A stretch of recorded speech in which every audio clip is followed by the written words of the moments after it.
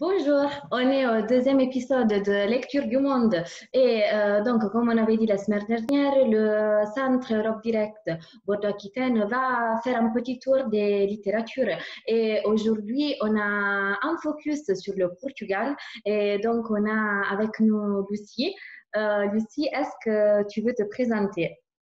Oui, bonjour, je m'appelle Lucie, je viens du Portugal. Je suis arrivée en France, plus précisément à Poitiers, quand je suis venue faire un service volontaire européen. Et après, j'ai décidé de faire un master à l'université de Poitiers. Qu'est-ce que tu as choisi pour nous? Alors, j'ai choisi un livre que c'est principalement dédié aux enfants. Il s'appelle A Menina do Mar. Et en fait, c'est une histoire qui mélange beaucoup le côté nature, donc le côté de la terre et de la mer. Et en général, l'idée, c'est une histoire d'amitié entre deux personnes, donc une petite fille et un petit garçon. La petite fille, elle habite à la mer et le petit garçon, il habite dans la terre. Et en fait, l'histoire commence plus ou moins quand ils se retrouvent dans une plage. Et la partie que j'ai choisi de lire, c'est la partie où elle lui explique à lui comment c'est sa vie dans la mer. Voilà. D'accord, on t'écoute. Ok. Alors, je vais commencer. Sentaram-se os dois, um em frente do outro, e a menina contou: Eu sou a menina do mar. Chamo menina do mar e não tenho outro nome. Não sei onde nasci. Um dia uma gaivota trouxe-me no bico para esta praia. Pôs-me numa rocha na maré vaza e o polvo, o caranguejo e o peixe tomaram conta de mim. Vivemos os quatro numa gruta muito bonita. O polvo arruma a casa, alisa a areia, vai buscar a comida. É de nós todos o que trabalha mais, porque tem muitos braços. O caranguejo é o cozinheiro. Faz caldo verde com limos, sorvetes de espuma e salada de algas, sopa de tartaruga, caviar e muitas outras receitas. É um grande cozinheiro. Quando a comida está pronta, o polvo põe a mesa. A toalha é uma alga branca e os pratos são conchas. Depois, à noite, o polvo faz a minha cama com algas muito verdes e muito macias. Mas o costureiro dos meus vestidos é o caranguejo.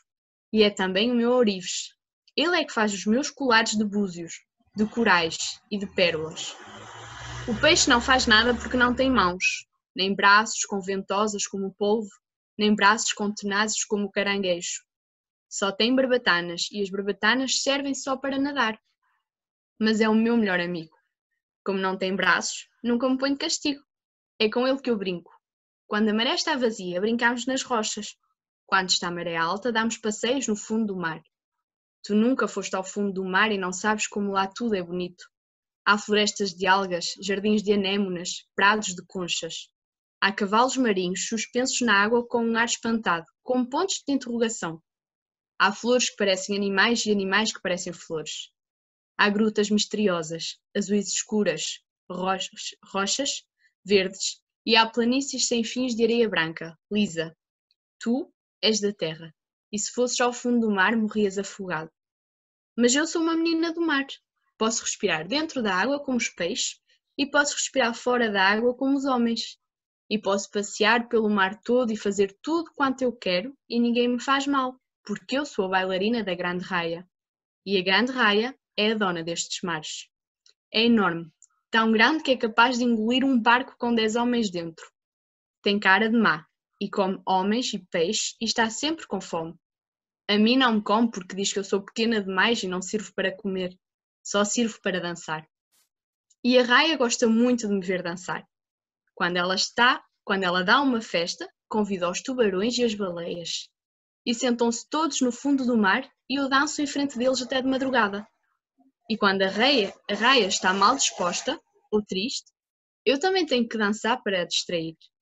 Por isso, sou a bailarina do mar e faço tudo quanto eu quero e todos gostam de mim. Mas eu não gosto nada da raia e tenho medo dela. Ela detesta os homens e também não gosta dos peixes. Até as baleias têm medo dela. Mas eu posso andar à vontade no mar e ninguém me come e ninguém me faz mal porque eu sou a bailarina da raia. E agora, que já contei a minha história, leva-me outra vez para o pé dos meus amigos que devem estar aflitíssimos. O rapaz pegou na menina do mar, com muito cuidado na palma da mão, e levou-a outra vez para o sítio de onde a tinha trazido. O polvo, o caranguejo e o peixe, lá estavam os três, a chorar abraçados. C'est fini! Merci, Lucie. Est-ce que tu veux nous traduire un petit passage en français? Alors, je peux prendre la partie où elle parle du poisson. En fait, elle explique que le poisson, il n'a pas de main ni de bras, mais que pour elle, c'est son meilleur ami parce que c'est avec lui qu'elle joue le plus, en fait. Et aussi, elle est contente parce que avec lui, en fait, elle vit toujours une vie très agréable. Donc, c'est pour ça qu'elle considère que le poisson, c'est son meilleur ami. D'accord, super, merci. Vu qu'on est toujours confiné, j'en profite pour savoir comment tu es en train de passer cette quarantaine. Déjà, tu es confiné où? Alors, je suis confinée à Poitiers, dans l'appartement d'une amie. Et voilà, ça fait 51 jours que je suis ici. Et je suis toute seule. Donc, j'ai passé tous ces jours-là toute seule. Et voilà. Qu'est-ce que tu vas faire une fois que la quarantaine et donc le confinement sera terminé? Alors, je pense que je vais, vu que je vais continuer à Poitiers, parce que je ne pourrais pas encore aller visiter de la famille que je suis en France, je pense que je vais partir à Blossac pour prendre un peu de soleil et pour respirer un peu et prendre un peu d'air. Quelle est la chose qui te manque le plus vu qu'on est confiné? La liberté dans le sens de savoir qu'on pouvait sortir simplement pour sortir ou même pour aller seulement dans la place et s'asseoir, regarder les personnes. C'est vraiment le côté de la liberté de savoir qu'on peut sortir et qu'il n'y a pas de danger. Parce que même si après on va pouvoir sortir, le danger il continue présent. Ah oui. Une des dernières questions. Tu as une anecdote de cette quarantaine ou de ce confinement? Alors, pas forcément c'est une anecdote, mais c'était drôle le moment où toi, t'habitais pas trop loin de moi. Et donc, on se parlait de la varanda. C'était drôle qu'on se criait un peu pour parler une avec l'autre. Donc, je pense que c'était un moment qu'on gardera quand même dans la tête de cette quarantaine, quoi. Confiné, mais pas loin, quand même. Exactement. Et la dernière question sur le confinement, quel était le dernier voyage que tu as fait et quel serait le premier voyage que tu vas faire une fois que le confinement il sera terminé? Alors, le dernier voyage que j'ai fait, c'était pour revenir du Portugal en France, donc en mars, début mars. Là, le prochain voyage, grand voyage que je ferai, ça sera pour retourner à nouveau à la maison, donc au Portugal. Mais sinon, je pense que si je dois choisir un endroit à voyager pour, on va dire, pour vraiment visiter un nouveau endroit, j'avais programmé de partir en Italie. Donc, j'espère le faire encore.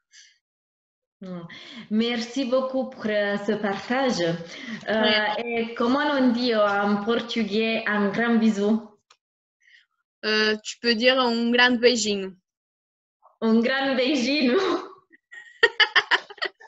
C'est pas mal, c'est pas mal. Beijinho. Ciao.